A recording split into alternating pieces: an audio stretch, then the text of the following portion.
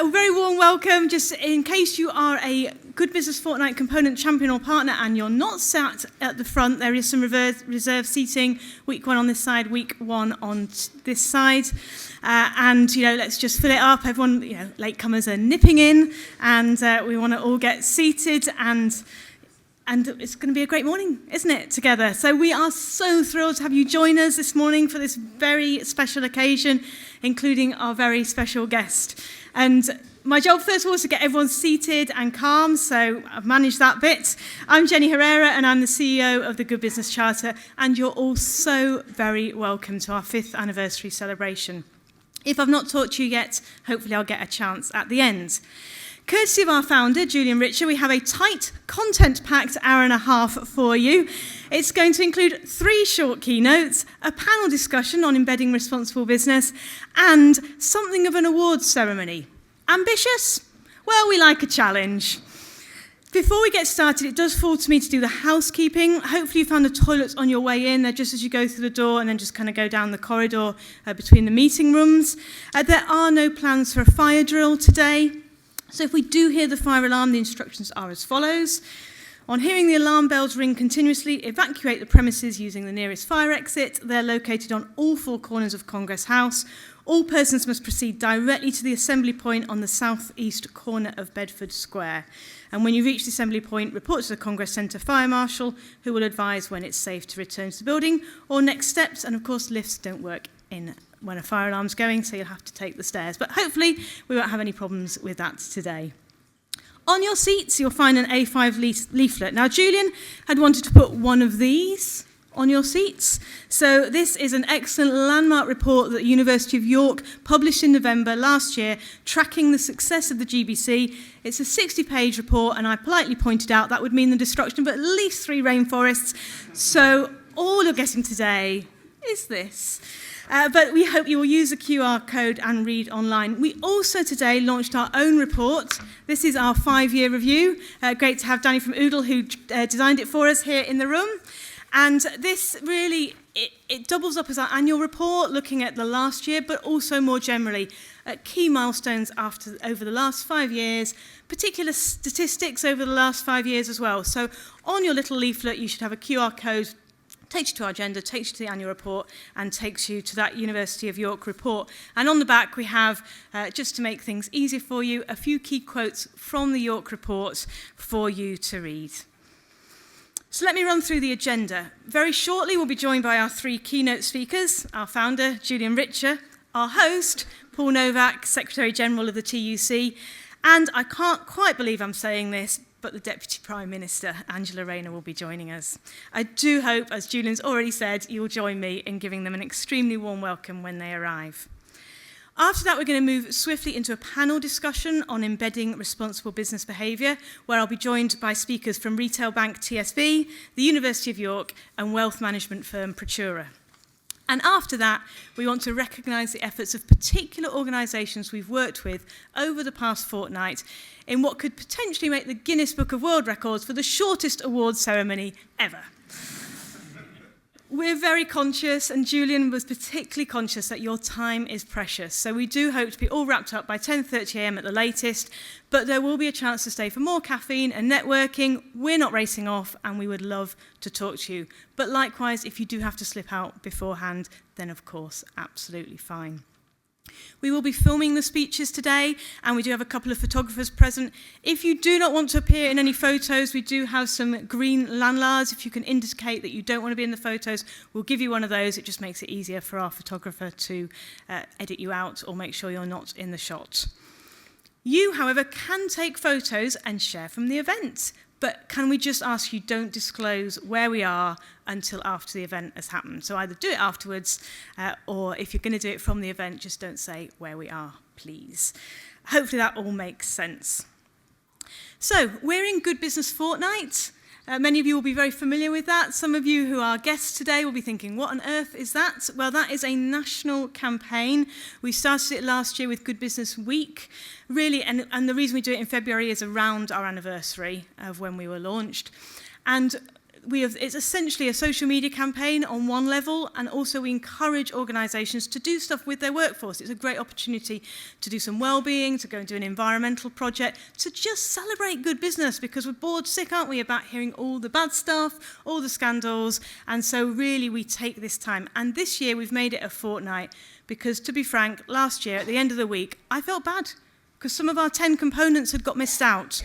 We focused on the main ones, and it just felt wrong. So we've done it as a fortnight, and we've had one day for each. We did put real living wage and fair hours and contracts together as one, because we really wanted to kick off with Responsible Business Monday, which takes the whole package. But because many of the issues are the same around fair hours and around real living wage, then it worked to do it that way. So last week we did all our employee ones, and this week we're doing our others. Welcome, Kiran. Do you want to take a seat up here? So I do hope you engaged on socials, and if not, this is your opportunity to go and see what we've been getting up to over the last 2 weeks. Today is Customer Thursday, and we finish tomorrow with Fair Tax Friday. So do share things, do look at what's going on there. Help us raise awareness to drive standards up and see these components become the norm in UK business. And I also do want to welcome as well recent accreditations. We always like to celebrate recent accreditations. Make UK have joined us, which is brilliant. And Peabody Housing Association is our first housing association accredited just this week. So we're really excited about what the next 5 years have in store. Okay, so I think without further ado, it is my privilege and great pleasure to welcome our keynote speakers, Julian Richer, Paul Nowak, and Deputy Prime Minister Angela Rayner. Please show them your support.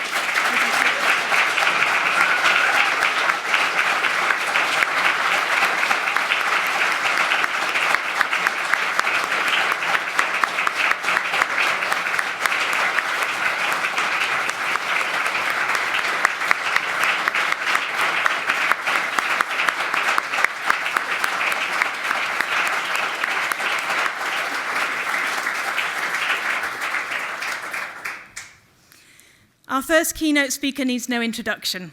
Founder of award-winning hi-fi retail chain Richer Sounds, in the past decade and a half, he's also turned his attention to a number of really important issues facing our society and done something about them. His passion and his commitment, particularly to helping those who have no voice and suffer, is deeply inspiring. It has been my absolute privilege to work for him and help make his vision for the Good Business Charter a reality. Please welcome our founder, Julian Richer.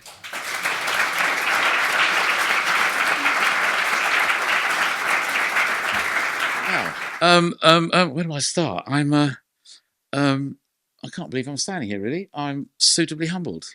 So I shall kick off with welcoming you all today to Congress House for the 5th anniversary celebration of the Good Business Charter. And a huge thanks to you all for coming and giving up your time to be with us today. And particularly with the early start. I know some of you have really made a big effort to be here. We really appreciate that. I'm sorry if any of you are disappointed after seeing me on Zoom. I normally sit on a stool, which is the reason I look about 7 foot tall. So unfortunately, you're seeing the real version today. Far more importantly, I'm very, very honoured that the Deputy Prime Minister has also especially come to see us. What an amazing gesture. Can we please show our appreciation?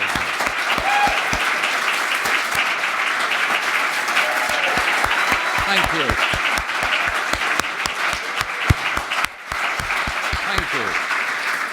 Thank you. Did I say stop? Anyway, and I hope whatever your political affiliations, you'll make her feel very welcome. I'm a big fan. Not knowing much about her until I listened to her fantastic interview on The Rest is Politics. Please do listen to it if you haven't. Absolutely amazing. She's one impressive person.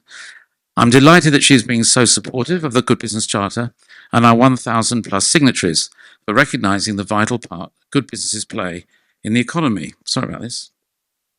And wanting to celebrate that with us. I know some of us will be struggling with, in particular, the national insurance tax increases, especially those in hospitality and retail. And whilst I'm personally affected too, surely we must all acknowledge that the failing NHS and criminal justice system, the appalling lack of social housing, the shocking state of our roads, and many crumbling schools too, all need cash to put right. So it's pretty obvious to me, as a small retailer, with just basic arithmetic skills, we have to all pull together and chip in to help invest in our society to make it better. Adam Smith rightly said, you cannot have a happy society where the greater part are poor and miserable. And we at the Good Business Charter want to help move the dial to make it better. Having said that, I'd rather the Chancellor first went after the so-and-sos not paying their taxes. The wonderful team at TaxWatch tell me that £40 billion a year is being trousered in this way. Perhaps our right honourable guest might mention this to Ms. Reeves the next time they bump into each other in the corridor. As for the Employment Rights Bill, while it's still in consultation, we are very supportive. While I'm sure there will be compromises if needed, there's also quite a bit of misinformation out there. Of course, limiting evil zero-hour contracts won't stop employers from hiring seasonal workers over Christmas, and bosses won't be stuck with bad workers for life after taking them on. A 9-month probation period is planned, which surely gives plenty of time to assess a new colleague. And please remind me which religion or moral code endorses paying workers below a real living wage, or accepts the uncertainty and misery zero-hour contracts cause when imposed on workers against their will. We would like to work with government and help them stand up to bad businesses who abuse and exploit their workers, who rip off their customers, and who don't pay their taxes. And that would include ensuring that government procurement goes to companies who do pay them. I know that all of you who are signatories fully accept the value of happy workers being treated well, in terms of the better work they do as a consequence, the reduced labour turnover, meaning big savings in recruitment and training, and if you're a retailer, from much reduced shrinkage too. Some of you will know Richard Sounds has been voted the best retailer of any kind by the Which Consumers Association for the last 6 years running. Precisely, we believe, because we do treat our workers well. And we have a very wide-ranging clientele too. We even had an incredibly realistic Angela Rayner lookalike in our Brighton store recently. Twice, unless it was actually you. If you'd have told me, I'd have given you a discount. On a serious note, throughout history, employees have been treated badly. And even in this country during COVID, workers were dying in sweatshops in the Midlands in overcrowded conditions, not even earning the minimum wage, which I'm sure makes us all very ashamed. But at least the Good Business Charter is doing something about it by being a beacon of safety and good treatment for workers and differentiating ourselves from bad business. And this is important because capitalism is a double-edged sword. It has been responsible for much ghastliness through history, but it can also be a force for good, producing products and services we love and depend on, decent jobs for workers, which we desperately need, and paying taxes to keep society's infrastructure going. I'm sure I'm preaching to the converted when I say by treating workers and all our subcontractors well, we sleep better at night, our organisations prosper, and by signing up to the Good Business Charter, you get the recognition you rightly deserve and a fantastic USP, which gives you real differentiation in the marketplace, encouraging the public to beat a path to your door. I'm sorry, I'm just going to send Paul a cheque for a new lectern. Right. It helps if you're a bit of a masochist too, because our arguably high bar of committing to our 10 components is hard to achieve. But once you've done it, as most of you in the room know already, you will have earned society's respect and can rightly hold your head high in the pub amongst your peers. Please don't forget the crucial statistic that I want you to remember when you pay our minuscule subscription. The TSB have been fantastic supportive from the beginning. Is George here today? Right there. You're a good man. Thank you for your support. Anyway, back to the speech. The TSB's, the bank. Very good. Thank you. The TSB's research shows that 97% of the public, 97% of the public want to spend their hard-earned cash with responsible businesses. But they can't know who they are until they sign up with us. We're the only accreditation scheme out there identifying suitably qualified responsible businesses as defined by both the CBI and TUC, who work together very closely with us all along. I'm going to repeat that last sentence. We are the only accreditation scheme out there identifying suitably qualified responsible businesses. I'll wrap up by saying we have some really exciting plans to turbocharge the Good Business Charter over the next 5 years too. First, we're planning more public events to explain and encourage good business. And we'd love all of you to put a good word in too, please, whenever you get the chance. please. We've also been targeting the UK's biggest companies in a series of exclusive dinners coming up. 3 already in the diary, full of FTSE 100 bosses, keen to hear what we were about. There's a hard-hitting national advertising campaign, both in broadsheets and social media, coming soon. And we're planning an online marketplace just for good business charter organisations, which we hope will be fantastic for the 97% and for businesses too. I'm sure Paul won't mind us taking a little business from Amazon. Finally, thank you to Jenny and our great home team for organising this event. Thank you to Paul for his ongoing support, and to Tim and his colleagues for helping us also. A huge thank you to the Deputy Prime Minister for her time and effort visiting us today. We really, really are grateful, along with the other speakers on our panel later. And finally, thank you all for coming. Please join us in setting us a business standard for the future, which will both improve society and which will reward us in turn. A win-win we can all be proud of. Thank you very much. Thank you. Thank you. Well, thanks, Julian, and morning, everybody. Let me just start by giving everybody here a big TUC welcome to Congress House, the home of the trade union movement. I am slightly discombobulated this morning, not just because I was celebrating Everton's last-minute equaliser against Liverpool last night, but this is the room in which our General Counsel normally meets. So normally, if I'm stood here, I'm looking out at Sharon Graham of Unite or Mick Lynch from the RMT. It's a slightly different audience today, but you are all very welcome. Thank you for coming. 2 particular thank yous. Firstly, just to echo Julian's thanks to Angela Rayner, our Deputy Prime Minister, a former union rep herself, someone who I know is passionate about delivering a framework of employment law that is good both for workers and for employers. I also want to give Julian some particular thanks as well for all of the incredible work that he has done in pulling together this event, and for all the work, actually, Julian, you've done over the last 5 years through the Good Business Charter. Now, I will take issue with a couple of things that Julian said about me. I have not been the cool one in any dynamic duo ever.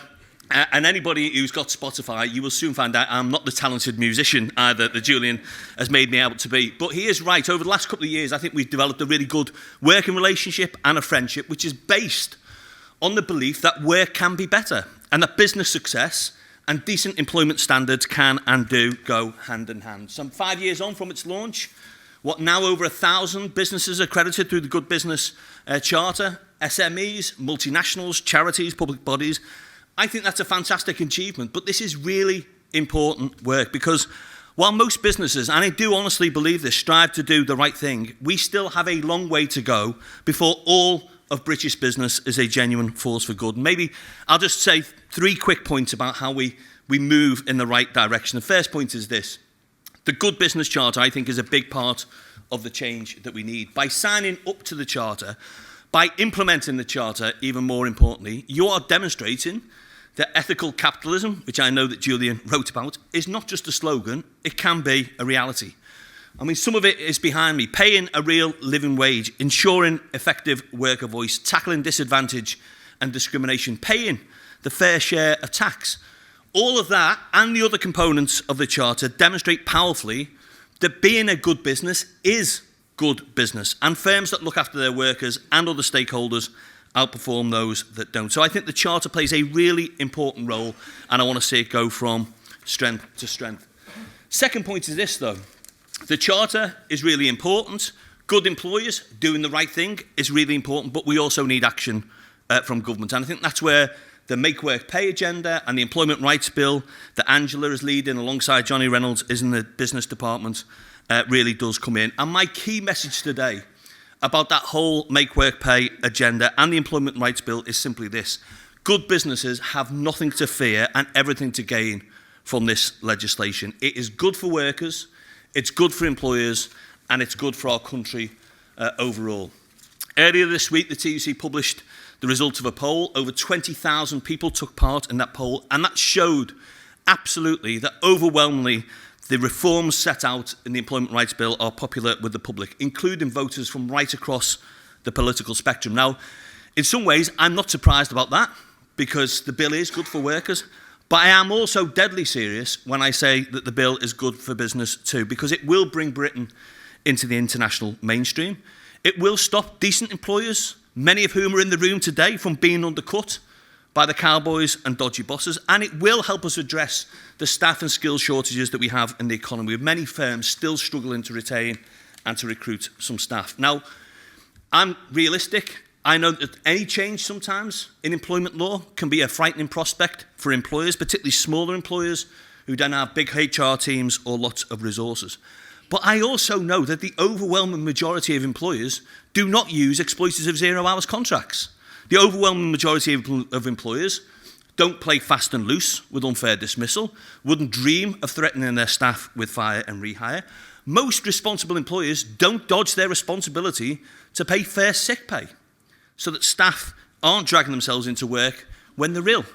That's most employers, but some, unfortunately, do. And I have to say that sometimes I think that those complaining loudest about the bill are also some of those who said that the national minimum wage a quarter of a century ago would result in large-scale unemployment and business closures. They were wrong then, and I think that they're wrong now. So instead, I think actually the bill will level the playing field for the majority of employers who are doing the right thing, and it will deliver better, more secure, more rewarding work for millions of people. That, in turn, puts more money into local economies and local businesses.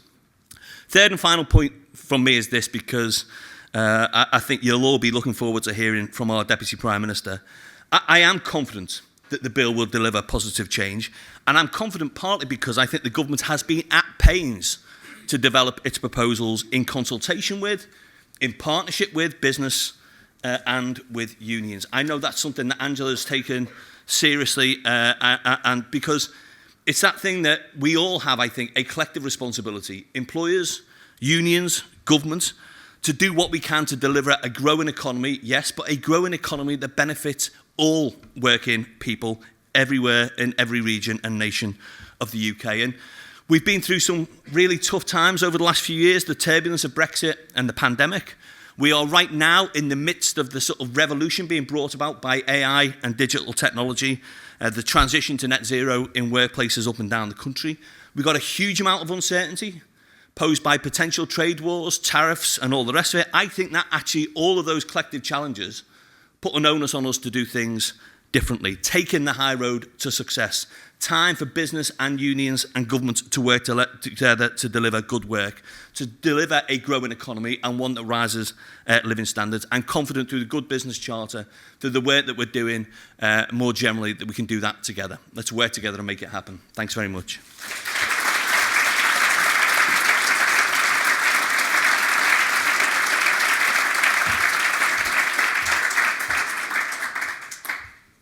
Wow. Well, thank you, Paul. That's fantastic. Really appreciate your kind words about what we're doing, and interested to hear what your thoughts on the Employment Rights Bill, of course. Your time, effort and support much appreciated. I think now, without further ado, I've got to hand the stage to a moment you've all been waiting for. Please give a seriously huge welcome to the Deputy Prime Minister. Thank you. Thank you, and Paul, you should let business in more often. I got a better round of applause from them than I did when I was a union rep here. But it's absolute pleasure to be here, and I'm absolutely delighted to be back at Congress House and to see so many of you in the room, and with so many friends and amazing businesses here. The people in this room drive world-leading innovation, invest billions in your communities, and champion this country on the world stage. So I want to say thank you, because you do all this while delivering the highest standards for working people. That's why 5 years on, from the launch of the Good Business Charter, it is going from strength to strength, proving that being pro-worker isn't a barrier to success, it's a launch pad to it. You know that as Deputy Prime Minister, the reason I get up in the morning is to deliver for working people. And I know that you believe that too, because we know that fairness for working people doesn't hold back growth and innovation, it drives it. And that's what I want to talk to you about today, because our plan for a stronger, fairer, more resilient economy has in part been written by your success story, with jobs that are well paid and secure, with new standards that are fit for the 21st century and are unashamedly pro-business, pro-worker economy that harnesses the talents and the efforts of all its people and drives growth across the country. That's why this vision is backed by many of the best businesses. Businesses led by the likes of Julian and the 1,200 members of the Good Business Charter, from FTSE 100 companies to small and medium-sized enterprises, partnerships, councils, universities, charities and many others. And this thinking is precisely what is at the heart of the landmark new Employment Rights Bill. A bill that takes the very best standards from the very best businesses and extends it to millions of more workers. This new government has been clear. Better living standards is our number one mission, and we'll succeed in our mission when working people can contribute to the growth and benefit fairly from it. That's precisely why, when I took up office, we promised the biggest upgrade in workers' rights in a generation, nothing less than a New Deal for working people. We said that we would introduce the bill to deliver that within 100 days, and we fulfilled the promise that we made to the British public. And there were those that said we couldn't do it, and there were those that said we shouldn't. But let's be clear, you know, and we know, that change was needed. Like millions of people, I started my working life on low pay and never sure if I'd be able to make ends meet by the end of the month. Over decades, the good, secure jobs that our parents and our grandparents could build a life on were replaced by low pay and insecure work. Wages flatlined, in-work poverty grew, growth and productivity was strangled. Doing nothing wasn't an option. And this is something that the Conservatives once recognised. When they commissioned Matthew Taylor to review employment practices in the modern economy, he made scores of policy recommendations to harness new technologies, tackle insecure work and the sluggish economic growth. Many of these were welcomed by you, the business community, who recognise that you succeed when work is fair, and many of these recommendations Labour supported too at the time. But now the Conservatives have turned their face against reform. They demand we drop our plans. Well, we reject that, because we believe that you cannot turn 14 years of failure around with more of the same. We're building a new route to prosperity, from the bottom up and the middle out, not the top down. And through our planning reforms that build the homes and the infrastructure people need, kick-starting a skills revolution, a modern industrial strategy and a plan to tackle inactivity, we are laying the foundations for growth. And we'll achieve this not despite the Employment Rights Bill, but because of it. Because it is not just the biggest upgrade to workers' rights for a generation, it's also an upgrade to our growth prospects and for business too.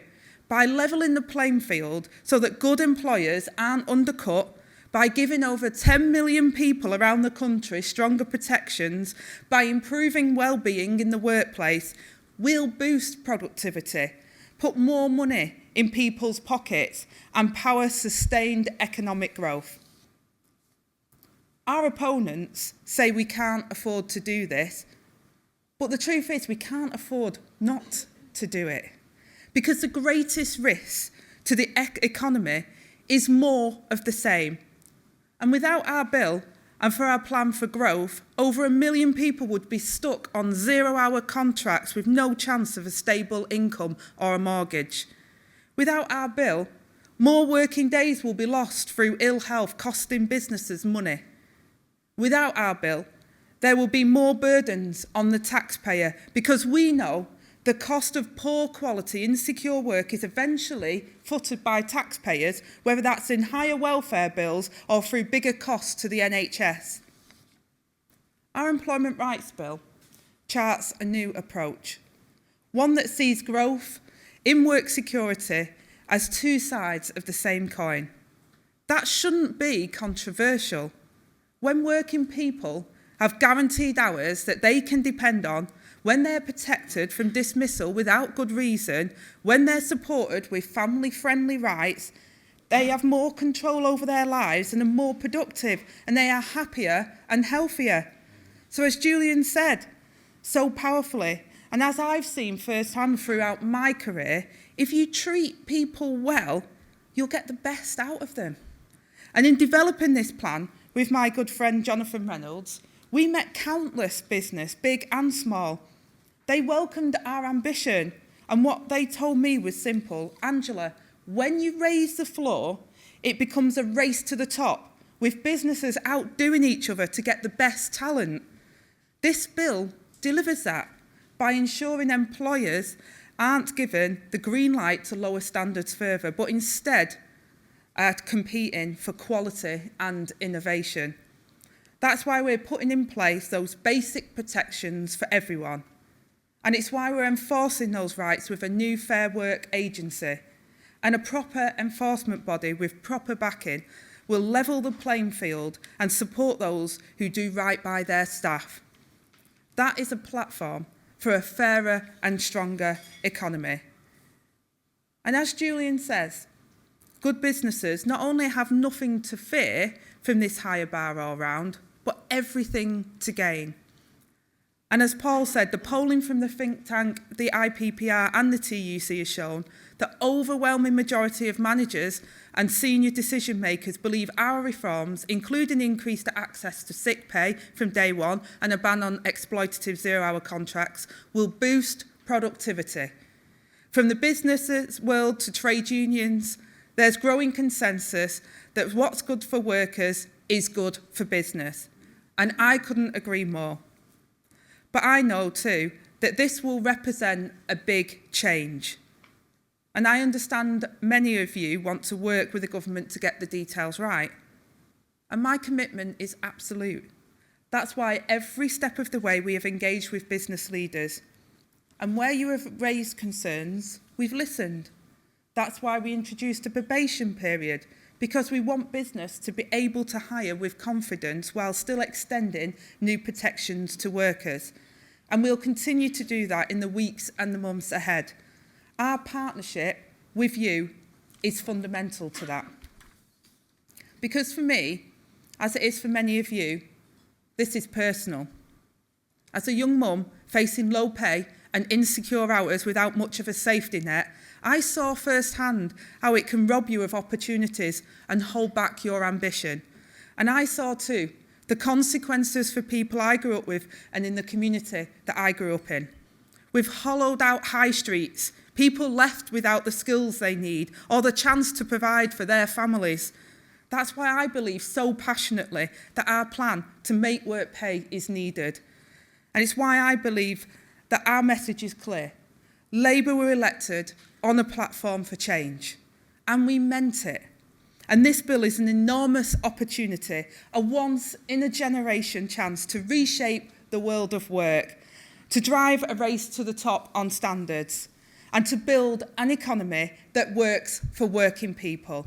So I say, let's deliver it. And thank you to everyone here, especially Julian and those leading the charge with the Good Business Charter, for all your efforts to make this happen and to build a fairer economy that we desperately need. You're the proof that we can do things differently, we can have great growth in this country that affects everybody, and we can have family-friendly working policies that means people can go to work, enjoy their work, and enjoy having a home life too. Thank you.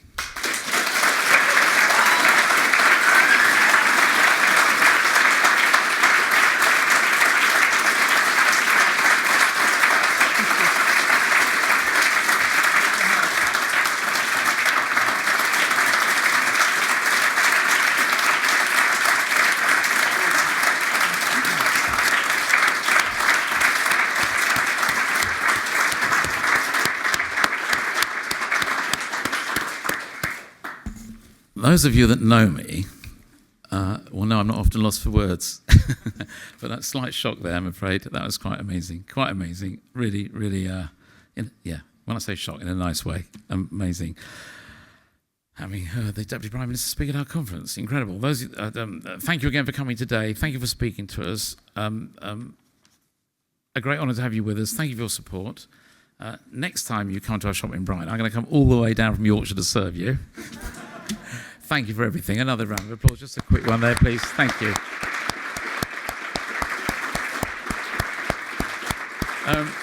Now that's lovely. Thank you.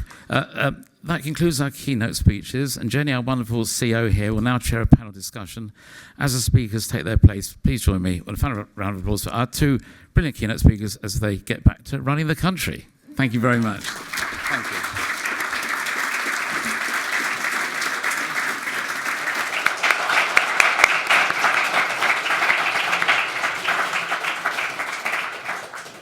Between them, they represent a range of sizes and sectors. We've got public sector, we've got private sector, and we've got different parts of the country as well, which I think is really important. The Good Business Charter, yes, we had to meet somewhere, and we're here in central London, but we are very much for businesses up and down and across and around the UK.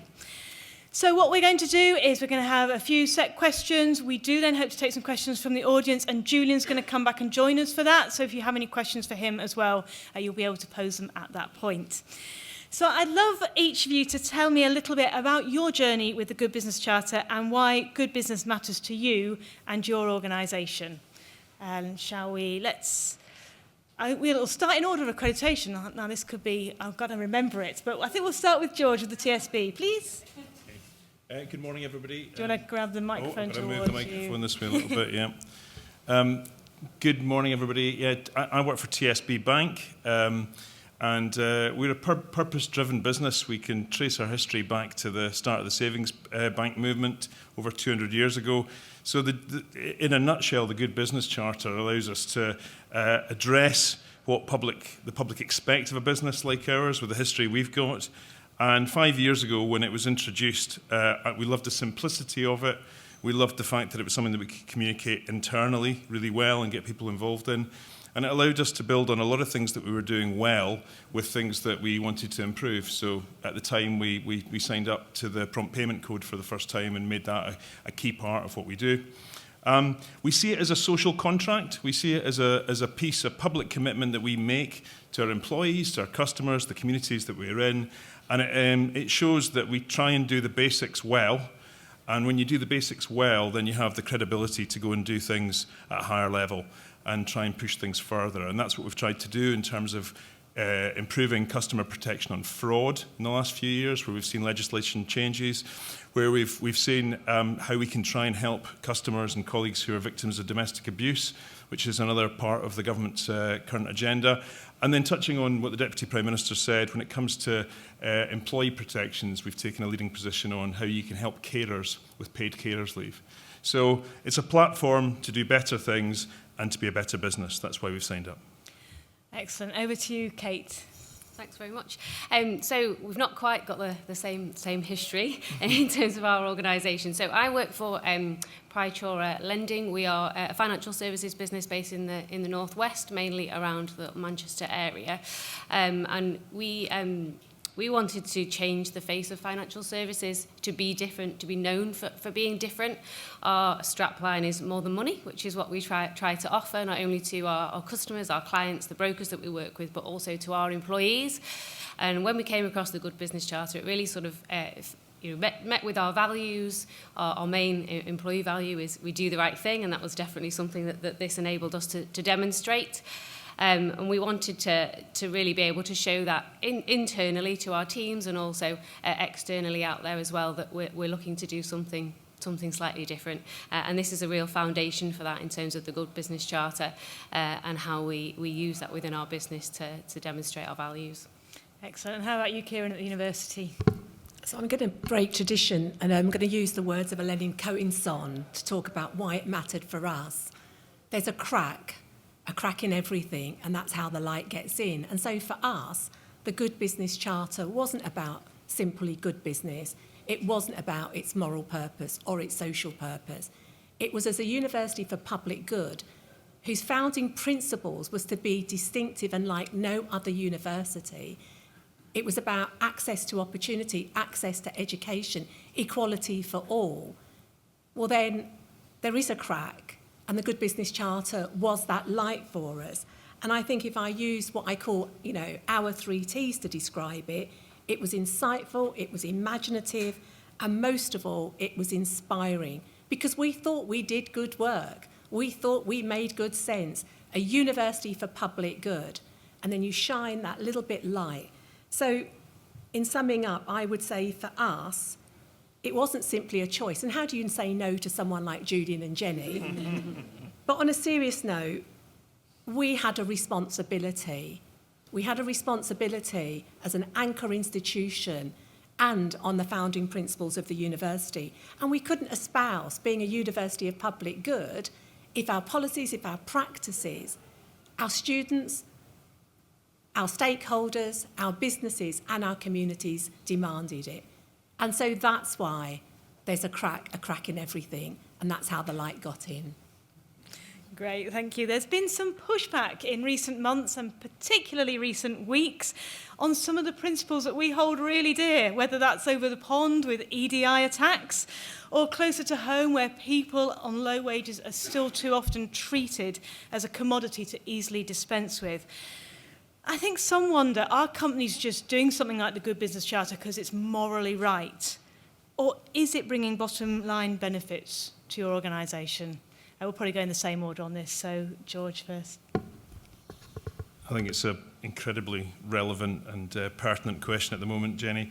Look, I'm going to quote what Paul said earlier on, because it's the overarching reason for doing this. We don't do this because we're nice people and we want to do nice things. We do it because actually being a good business is good business. And I work for a bank that's quite well known, but it's actually relatively small compared with a lot of our big competitors in the UK. So we have to find ways to be competitive, to win customers, to attract talent. And there is no doubt, there's certainly strong evidence that by taking forward the 10 principles, you'll actually chime with people who either want to work for you or bank with you. So it makes an awful lot of sense. I also think, let's just address the elephant in the room. The D&I commitment that's in here is incredibly important to us, and it's something that we will definitely not step away from, because we can see firsthand how important it is, and both as an innovative business and a business with a great culture and a business that really understands its customers, how important it is to strive and to drive for really good representation across the business. So, look, I think there's lots of reasons to do it, but I would encourage anybody who's not a signatory to the Good Business Charter to look at what are the bottom line advantages of being this. It will undoubtedly make you a better business. Thank you. What's your sense on all this, Kate? Yeah, I think we are a small business, or certainly we're a very small business when we first signed up to the Good Business Charter, and that point around talent is something that we can absolutely demonstrate. We've grown we've doubled in size in the past few years. When we signed up to the Good Business Charter, we were around 80 colleagues, and touching on my point earlier around wanting to be different, we're looking to introduce new people to financial services, and it not to be the same people that you might always think that would have been in. So definitely addressing the diversity element. We work a lot with social mobility charities to bring people into financial services and give them an opportunity. So we're out there looking for talent. 25% of our team are made up of graduates or apprentices. National Apprenticeship Week this week, and we've been able to demonstrate and share sort of the success stories of some of the apprentices that have joined us. And this is a really, really good way of standing out and actually putting our mark on and saying we are a responsible business, and we want to create careers that last for people. So for us, we might not be able to demonstrate from a bottom line at the moment, but from a talent and attracting talent perspective, that's something that definitely is shown. Thank you. I hope for some of you that maybe are accredited but feel like you haven't yet got the full benefit of the Good Business Charter, some of these ideas of the way that it really can make a difference are helpful. It's not just preaching to the converted. How about you, Kiran? So I want to be absolutely clear. The Good Business Charter isn't simply about equality, diversity and inclusion. It is not simply about tick a box and then it's business as usual. This is not an unorthodox approach. the Good Business Charter is going to be the way of the present and the future. And let me tell you why and what that meant for us. Because it doesn't make the moral case, it doesn't make the social case, it just makes good business sense. And we've heard that throughout the presentations this morning. And you're absolutely right, we're in a really depressing point. You know, you only have to pick up the news, look at the press, and what's the one thing that goes? Is EDI. Well, that's because it hasn't been embedded. It's part of, in our university, in our business, it's got to be part of the DNA, and that's what the Good Business Charter does. You know, and if I said to businesses in the room, like we ask ourselves as a university, because we are a business, do we want a competitive edge? Do we want competitive advantage? Do we want productivity, innovation, and the very best talent?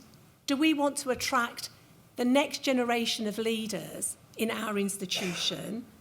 Do we want strong financial performance when the sector is under some really difficult and complex times? Who's going to say no to that? Do we want irresponsible workforces? Do we want irresponsible leaders? Well, nobody's going to say yes to that.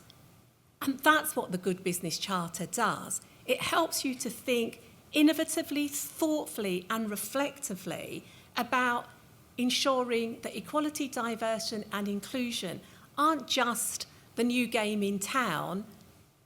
It is about embedding a future of responsible, thoughtful leadership, because our customers demand it, our students demand it, and we owe it to the generations that will come long after we have left these positions. So that's why it's important. Excellent. Let's hope that we can really keep putting that message out and just say, actually, this is important, not because it was a trendy thing to do at some point, but because it actually is it makes a real impact, and each thing as it's embedded through really has this ripple effect. And one of the things we're passionate about is seeing businesses not just accredit, but then go right down their supply chain and encourage their suppliers to accredit and just get this ripple effect through the whole of the UK eventually, hopefully.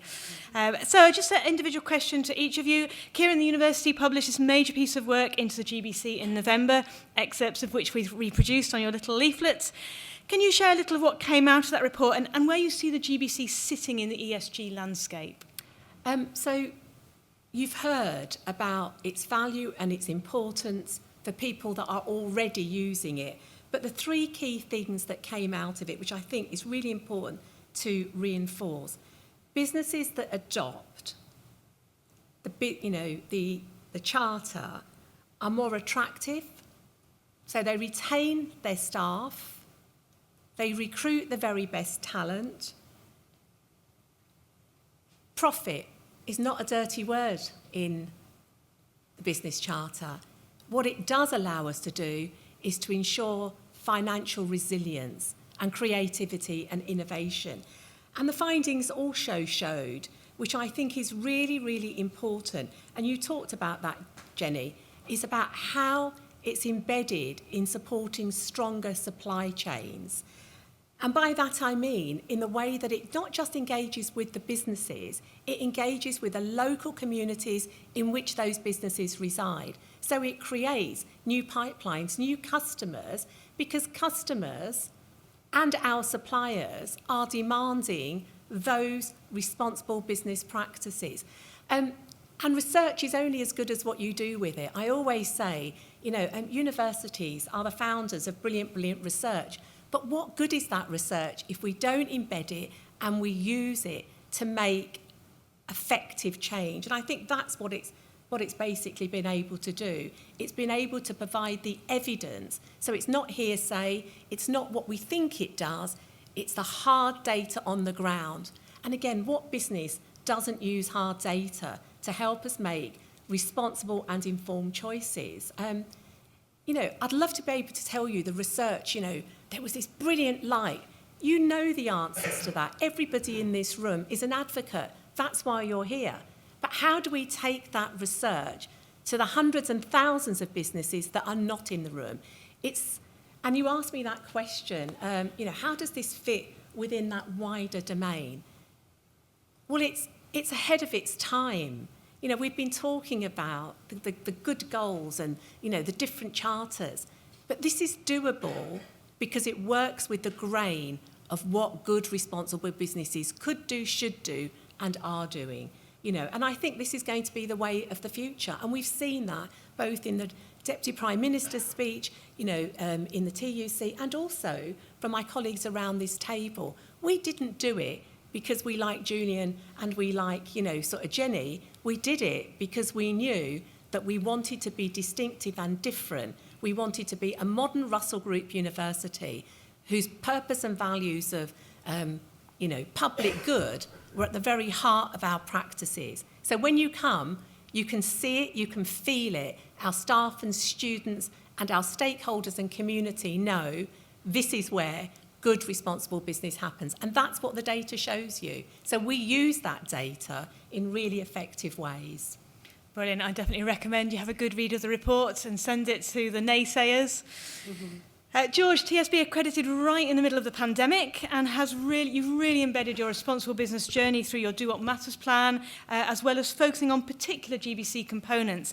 I'd love to hear what you say are the key factors that have kept you on track in this journey. Yeah, as you say, I mean, I think Kiran talked about it earlier on, which is about it has to be integrated. It can't be just a poster that you put on the wall. I mean, in a nutshell, we've done sort of three things. One is we have got elements of the principles within our annual targets. So everybody at TSB has got a set of what we call primary corporate objectives, very HR speak, I know, which we have every year. And for the last 5 years, those have had elements of the principles in there. Some of them are environmental, around you know, getting to net zero within our own operations. Some of them are around things like representation, and others are around you know, the employee well-being and how people feel about working at TSB. So we've had that in there, and what that allows you to do is it means that at least 4 times a year you're reporting and you're talking mainly internally about the progress that you're making. The other thing I think that's really important to say is it might sound like we're being quite happy-clappy up here and telling you that everything's great and we have these 10 principles and we just sail along and we get them right all the time. Of course, we don't. It's just, it doesn't happen. And in fact, last year, I had a chat with Liz Barclay, the Small Business Commissioner, recently about the fact that last year we suddenly realised on that prompt payment piece, the prompt payment piece is so important to us because if we can pay particularly small suppliers promptly, we can have these terrific relationships with them. And it means that we're talking about what we're going to do together rather than when the bill's going to be paid. And we suddenly realised last year we had a few instances where we were getting slower in paying our suppliers. And we had to go and have a look at why that was. And ultimately it came down to changes in the structure of the business, new people coming in, us not doing a good enough job to explain to them what we signed up to do. And we just got on and we addressed it. And we've talked about it, but we're really transparent about it. I think it's better to hold your hand up, admit that you can do some of these things better, and then get on and change them. So those are the sorts of things that we do. It's not, I don't want to give anybody the impression that we are perfect at this. We're not. But we do use it. Go back to the fact that its strength is its simplicity. You can pull up that chart over there and you can talk anybody in the business or anybody that comes into our branches or phones us up around what we're trying to do and why we're trying to do it. And that gives you the ability to talk about when you do things well and when you could do things a little bit better. It's worth saying that TSB started with an extremely high bar of turning things around in 10 days. So when they say it slipped, it was still well within the components and what they'd signed up to. But, you know, that's another part of the Good Business Charter, is you're holding yourself to account by signing up to it. Kate, Praetura is an SME, perhaps with less resources available to dedicate to this topic. How has the GBC been helpful as a framework for you? Yeah, absolutely. As a small business, we might not have had the resources, the people, the budget to do all of this as quickly as some other businesses. But what it always gives you is a real framework, and I think that's the crux of it, really, in terms of being able to ensure that you are touching all parts of it, that you are not, you're not missing anything. I think the words ESG are bandied around so frequently these days that, they're under a lot of pressure, and it can be quite overwhelming when you're looking at all the elements of that and which bit do we tackle first and how are we going to do this. And, as a small business, I think when I joined and we originally signed up to the Good Business Charter, there was me. So I was it. So, you know, not a big team. Since then, obviously, we've grown and we've expanded, and we have more people now. But you're drawing on everybody to be a part of this. And in terms of sort of holding yourself to account, we have targets that we set. We initially created a report to put out there our commitments and to share with people what we were committed to achieving, whilst part of the framework. But now this year we've been able to publish our impact, which has been absolutely fantastic. So this week our impact report goes out to demonstrate what we've actually done and what we've changed, and how things have progressed and moved on since we originally signed the charter. So just that in itself is great to be able to share and great to be able to see. And we have a task force across the business of colleagues that give up their time and that want to get involved and want to share their passions around some of these topics, because you know you can't have one person as an expert for everything. So you do need to draw on people's experience and knowledge, and it's great to have that framework as a basic to start from, and then a launch pad to help you sort of progress and develop those objectives. We have an engagement survey that we send out annually, as I'm sure many businesses do, and a lot of the questions are focused around these areas. So we're getting that data and that feedback in real time from our colleagues to say, is this making a difference to your lives at work?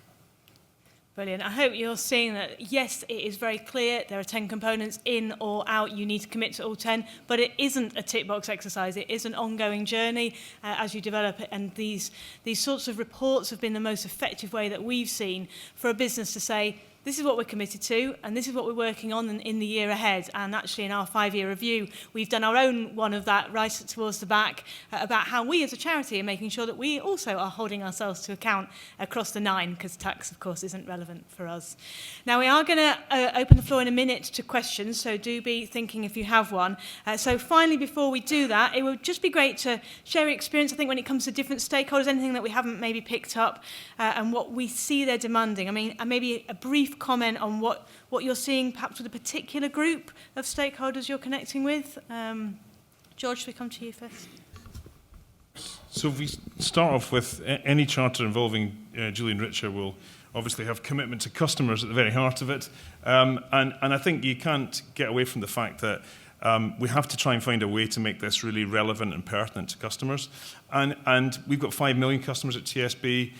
We've got many customers who we deal with on a daily basis. We've got mortgage customers who we deal with less regularly. And, you know, a lot of what we've tried to do is try to commit to this becoming like a new fair trade mark. So to try and to make it work as a really simple way for them to understand that this is a good business trying to do the right things. So if you bank with us online or you bank with us in a branch, or you will always see the GBC logo there. I think the challenge though with customers is just trying to get that balance right in the proposition. So, you know, particularly coming through cost of living with cost and wanting good service and so on. It's just about how do you find a way to make this the proportionate and right part of what you talk to customers about. And I'd love to say we've got it right. I don't think we have, but we're really committed to trying to find ways to do it. And I think one of the benefits of this, 1,200 businesses being involved in this and it being at a fledgling stage and so many organisations trying to really make it work is that there'll be an element of collaboration, of trying to work out what works and trying to share good ideas. And hopefully get that breakthrough so that people do talk about it, as I say, like a fair trade mark. So yeah, I think there's still huge potential for customers, but I think we're all making good progress. Brilliant, that's a dream, isn't it? That people will walk down the street and they'll choose a cafe that they can see is GBC accredited, they will bank with the bank that is GBC accredited, and it will have that level of recognition. How about you, Kate? Yeah, just drawing on that really. So we, as a small business, work with a private business. We work with investors and the banks regularly, and that is a question. The question that we get asked all the time is, what are your commitments around ESG? How are you demonstrating you're a responsible business, and what are you doing for your community? So this enables us to demonstrate that, but it also enables us to ask the questions and know which questions to ask of those people that are interacting with our business on a daily basis, whether that be investors, banks, or equally the businesses that we lend to. So we are able to ask those questions right the way down the line. Brilliant, and we're really grateful you are. And Kiran? And I think for us, universities are at a crossroads because we have such a diverse range of stakeholders. We've got students seeking responsible education. We've got faculty wanting to do responsible research. And then we have industry, quite rightly, asking for impactful research. So what's the common thread in all of this? It's a good business charter for us. And what I mean by that is businesses and universities that are going to thrive in the future are going to be the one that put purpose, place and people at the heart of everything that we do, because we have to bridge aspiration with action. And so that's kind of really key. And at the university, I have this strapline that has become everybody's strapline now. Inclusivity is our business, but what we want to do is to ensure that the good business charter is everybody's business. Excellent. Right, so I'm going to invite Julian to come and join us. You can sit here and I'll head over to the lectern, and we're going to grab a roving mic. And if you have a question, please put your hand up. Amazing. Brilliant speakers. Fantastic. Much better you said than me. It's 1, 2, 3 I can see, Julie. So if you want to head over to the back first. We'll probably take, we'll see, maybe take 2 together or 3. Hi, good morning. My name is Jeremy from the Charities Aid Foundation. Firstly, thank you for the lovely bookmarks. I'm looking forward to giving them to my children later. At the Charities Aid Foundation, we work with several thousand responsible businesses, including more than half of the FTSE 100, and businesses like Legal & General and Jack Roper, who are in the room today. So it'd be good to have a further conversation with you, because I think a lot of them are not aware of what you're doing here. So that would be good. My question's around, in this framework and for the people in the room, where do you see the role of strategic and impactful giving to charities and community groups, bearing in mind that it's kind of central to a lot of things you're talking about here? I'm going to ask Julian to take that, because I know charitable giving was there right in the beginning, wasn't it? So would you like to respond? Yeah, you have to repeat that. I was just writing down that we got to contact you afterwards. Right, sorry. 7,000 members signing up. That sounds good to me. Sorry, my friend. Just repeat the question, please. Yeah, sure. So it strikes me that one way of achieving a lot of the goals you're trying to achieve here would be in partnership with local charities and local community groups. And so I'm wondering sort of what is the role in a modern responsible business of corporate giving? Where does it sit, and all that? Okay.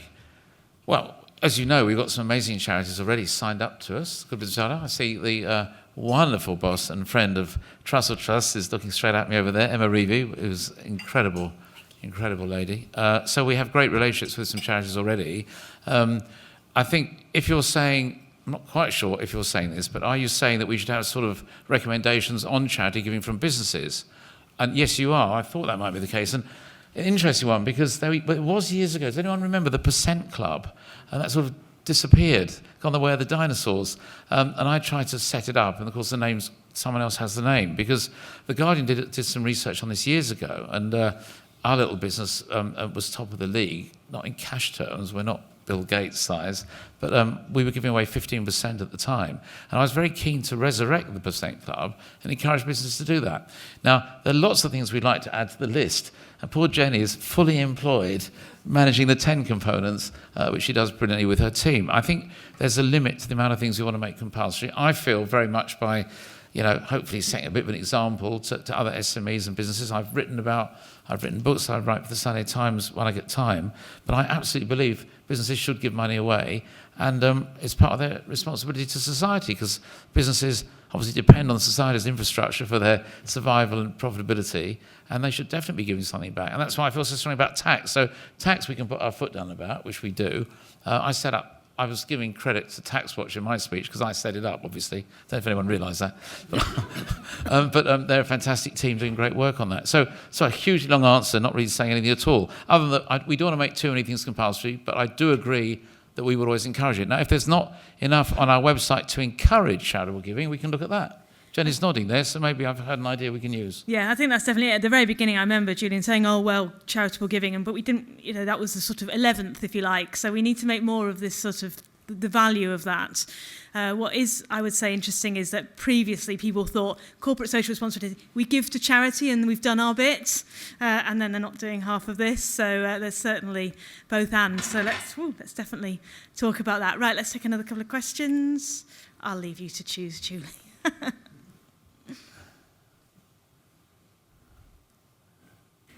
Thank you very much. My name's Mark Goyder. I'm founder of Tomorrow's Company. First of all, congratulations on your 5th anniversary. Thank you, Mark. Full respect for the very practical ways and the impact you've had in taking forward many of the things that Tomorrow's Company believes in and has been working towards for 30 years. I would like to take up something, Julian, you said about public procurement. Yes. And I want to propose a possible way forward that could make the public procurement idea more powerful. Because I think that what needs to complement the specifics of something like the Good Business Charter is something that ensures that organisations can't game the system when we're talking about big contracts.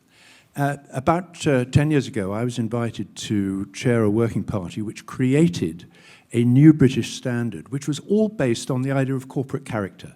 It was all based on the idea that actually we knew in good governance how you can look at a company's values and check and monitor, are the company upholding those values? Mm.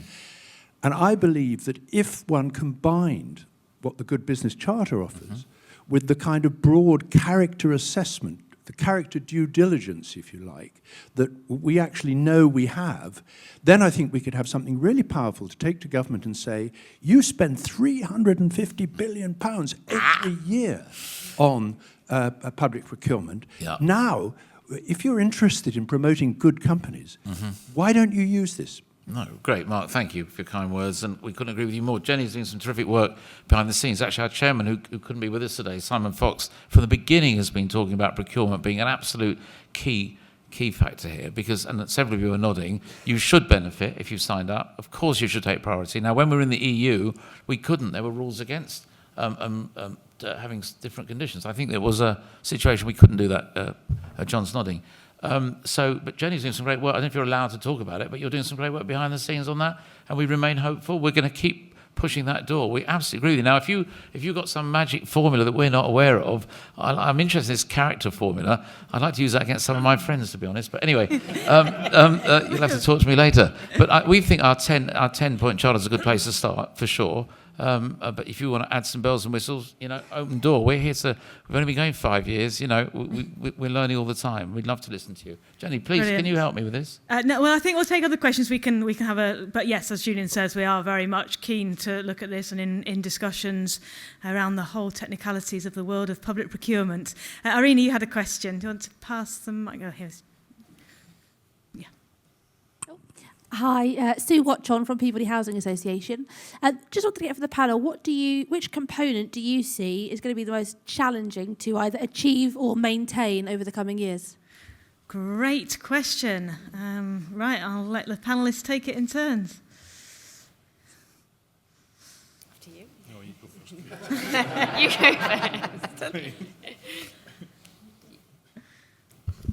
I'm going to repeat my answer. I think it is getting customers on side. I think the work that the trade unions have been doing with CBI, creating a platform for employees is great, and I think we'll continue to do that well. I think the issue is around how do you make this front and centre as a consideration for customers so that they choose businesses that are accredited. That's the number one challenge for me. I think from an employment perspective, the world of work is changing every day. I think it's really hard to keep up with the changes. It's hard to keep up with the demand from employees and from the constant changes in the way that things are demanded from employers. So I think as much as there's many parts of the framework that are related to employees, and they're all great, and there's lots of information out there. It's constantly changing. So what you think might be good one day might not be the next, and it's just that ever evolving. So yes, it's a challenge. It's an exciting challenge because it's nice to be able to bring new things and to create new things. But as a small business, keeping up with that can be really difficult. Thank you. And Kiran, what about you? Hardest component? So I think I would rephrase, like a good academic would do, rephrase the question, because I don't think The framework is a challenge, you know, and I want to build on the point that you've raised, which I think is a really important one. I think the challenge isn't internally in terms of what we do, it's that external facing piece. How do we educate and inform and change people's perceptions about who they do business with, where they come to study, the kind of businesses that we engage and operate with? So it's not the framework, it's about visibility and perception. So it just becomes, you know, what I call the way that we do business at this institution, and everybody knows if that's what you want, that's the institution or that's the business to go to. Well, can I add, if I may just add there, when I had the vision at the beginning 5 years ago, it was always a 10-year vision that I'd walk down Bishopthorpe High Street in York and I'd see half the shop windows had a Good Business Charter sticker on the window and they'd be the ones that were busy. So it was always, first of all, you know, 10-year view for me, and we're halfway through and I think we made amazing progress building strong foundations. But both George and Kiran there, I feel my answer would be it's a partnership. Can you hear me all right? It's a partnership. So I've told you all the things we're going to do, and I'm putting my money where my mouth is, and time. And these people work incredibly hard, time and effort all round, and I absolutely committed to getting it out there. Yeah, it's really important. I mean, if I can, an old retail saying, me being I'm a dinosaur, I'm still a shopkeeper, but there's no point selling £10 notes for a £5 if no one knows about it. Okay, and we've got to get it out there. It's a fantastic product. It ticks all the boxes. We can go round and round, and I'd love the bells and whistles Mark's going to show me secretly later. We can add to it. And, of course, the charity point is an open door. We're totally open. The door's open to talk and evolve and get better. But I think we can do, I think all the things I mentioned, I was running along and to get my talk finished because time was precious, but they're all big projects, and we're going on it. FTSE 100, we're all going to do our bit at public events. We got the national ad campaign. We're going to use the special buying prices Richard Sounds get in the national press to get good prices for whole-page adverts we're looking at, and some really hard-hitting ads. I think some of the team are a little bit nervous about how hard-hitting I'd like them, but we're going to discuss that next week. And then this idea of the website. I mean, that's, you know, what an amazing site for 97% of the public. Instead of the old, remember Yellow Pages? You're all too young to remember the Yellow Pages, but in the old days, that's where you went to. That was the go-to for a business, right? I want us to be the new, better not say this, they'll sue me, I suppose, but I'd like us to be an amazing go-to for the 97%. Why would you not do that once you get it? So it's about the communication, getting the word out there, and you can do your bit, as I mentioned very quickly in my little speech. Please, please, please spread the word. You know, we get people complaining that, you know, or cancelling because they don't see the value in it, but they're not using the logo. You heard about George. He got the special mention from me because he's a total star. They use it everywhere. And the more people use it, multiplies it out. People start asking the van driver, what's that logo doing on your van, mate? You know, tell us about that. And they get excited about it. So please, please, please, we can all do our bit. And I promise you, we can do our bit too. Great, good question. I think in my experience, different sectors struggle with different components, and you never know quite when you go into a conversation with someone which is going to be the one. There are certain challenges for certain sectors, particularly the real living wage, and prompt payment can be a big problem, but that's really helpful. Right, we'll take two more questions over on this side, because we haven't been on this side. Julie, do you want to go here and here, maybe? We'll take them together. Thank you. David Grayson, Chair of the Institute of Business Ethics. I'd like to add my congratulations to you for achieving the 5th anniversary. Great achievement. Well done. Thank you. And as we've previously taught Jenny and Julian, I think there's huge connections, and our colleague from the University of York just alluded to it, between all of the really important components of the Good Business Charter and the way that we do business around here. And that's all about having the right culture. So I'd be interested just to hear a little bit from panel members about their thoughts about how they can use the Good Business Charter, how they are using the Good Business Charter to reinforce the right kind of culture in their organisations. Brilliant. And then we'll take one more question and answer them together. Thanks very much. Philip Kirkpatrick, Bates Wells Solicitors. Once again, many congratulations. And Julian, here's to your 10-year vision, which sounds ideal. Thank you. In relation to giving something back, I'm very keen to continue that discussion. It's what we're in the business of helping people do. But my question, very much similar to yours, you talked about embedding and the difficulty of embedding the issue. And it strikes me that one needs a certain amount of internal challenge and analysis. And I'm interested in the mechanisms that you have for that kind of internal challenge and analysis, and also for improvement, particularly in areas like EDI and environmental protection. Brilliant. Excellent questions around the culture and then around these internal mechanisms. So we'll go from, if you're happy, Kate, to go first as I look at you. Yeah, no problem. So I touched earlier on sort of engagement and the surveys that we carry out. A lot of the Good Business Charter focuses on employees and being employee-led and having that employee voice. And something that we sort of pulled together, you know, using this as a foundation was the employee task force. So we have representation across the whole company that comes together monthly to discuss the business, to talk about important changes that we're making, but also to help drive the business forward from an employment perspective and to discuss sort of policies, procedures, bringing new things in, how we compare to our competitors, what is it like to work here, how do you feel about how we're represented in the industry, and to ask them, some really important questions and to take their feedback. So sort of that's how we help sort of drive that culture forward. But so many things have come out of that just from start this being the starting point. We have a team that look after diversity and inclusion. We have a team that support the environment, the community, internal community, so us as a business, but also the communities in which we work. We've raised thousands for charity based off that, just from that team getting together. But it really gives you that pulse check every month in terms of the culture and how that has been embedded, and all of that has grown out of the Good Business Charter and the framework, really enabling us to sort of start those conversations and to try and embed that. Whilst we are a small business and don't necessarily have the infrastructure of a larger business in terms of that resource, the people, the budget. Somebody asked me a question earlier about whether that makes it more difficult, and I think it does in some ways, but also it can make it easier because you haven't got that sort of legacy issues, the history, everything that you've got to sort of unravel really to launch yourself onto this framework. You can embed it more easily because you've less people to start with. So as we've grown and scaled, it's definitely something that's just rippled through the business. Excellent. In our experience with working with businesses, it definitely seems easier in smaller businesses. A lot less people to have to get through and get on board on the journey. George, culture and mechanisms.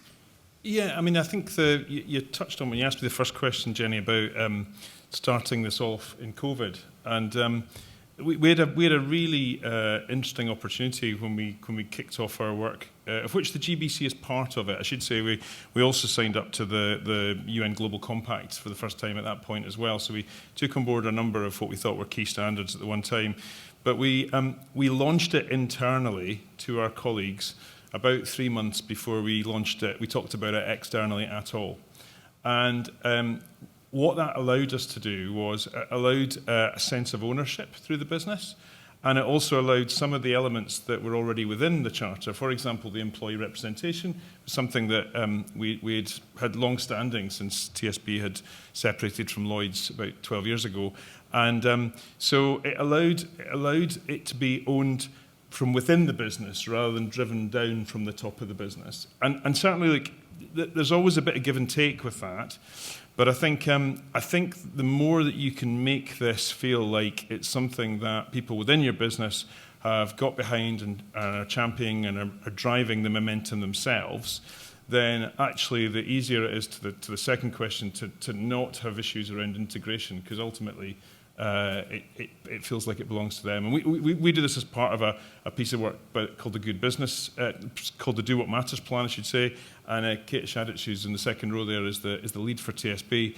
And we have about, I think last time around, it's about 87% of colleagues say that they understand their role in delivering the Do What Matters plan. And in my career, I've never seen figures of ownership and links as high as that. And I do think a lot of it was just down to launching it internally first. Brilliant. I do recommend our bookmarks as well. Please order them for every colleague in your company, and then that will also help. It's just a great visual, and it's also really useful. And finally, to finish us off, Kiran, culture and internal mechanisms. So we didn't use the word culture. We used the word purpose and values. So our starting point was, how do we create an internal conversation without even using the language to start with? So in the institution, lots of people would say, we want to make a difference. What's it all for? So the Vice-Chancellor, Charlie Jeffries, will always ask this question, what's it all for? And so that was our starting point. And then what we did was we listened, we engaged, and then we transformed. And what we tried to do was avoid what we always do, which is a group over here will look at this, and a group over there will look at this, and then, oh, well, this is really the work of the EDI team, isn't it? And remember what I said, our strapline is, this is everybody's business, from our cleaners to our catering staff, to the partners, to our alumni, to our students, to our academic staff, to the businesses that we engaged with. So we took a more whole systems approach and made it values driven because our strategy and our vision. Then we ensured that it was actually in our business practices, just in the way that George and the others have articulated. But what we've also said is that we're on a journey. And if we say we've reached it, we failed. Because we've got to constantly strive to keep that momentum going and developing it. And the students were actually our best innovators because they helped me think about social media in ways that, it's new stuff to me. But it just went mad, which was really good. So it created an internal conversation and we wanted to create curiosity. It's almost like you open a book and you think, oh, actually, I want to know what's on the second chapter. And we kept people waiting for the second chapter. And we didn't lead it from the top. What we did was have different people at different points, really creatively talking about how this work was embedded. And we created a video, but not what I call a marketing and a comms video. The video was created by an entrepreneur who knows nothing about this kind of work, and then he created the story. So we can use that story now internally, externally, which demonstrates the way that we are doing it. Now that sounds wonderful, doesn't it? Because I make it sound if it was all so simple and so easy. But what we also put in it was the challenges. We talked about the complexity and the difficulties, and then said, how might you work with us, to make sure that it's not just embedded at the university, it's embedded in York and North Yorkshire. As you said, it's on those high streets, not just through a badge, but what does that badge mean? What does it signify? What does it say to those different component parts of the community? And I think that's why, I'm so passionate and excited about it, because it plays to creativity. Brilliant. I hope you can sense the passion of our panellists. I'm so grateful to them. Let's give them a huge round of applause.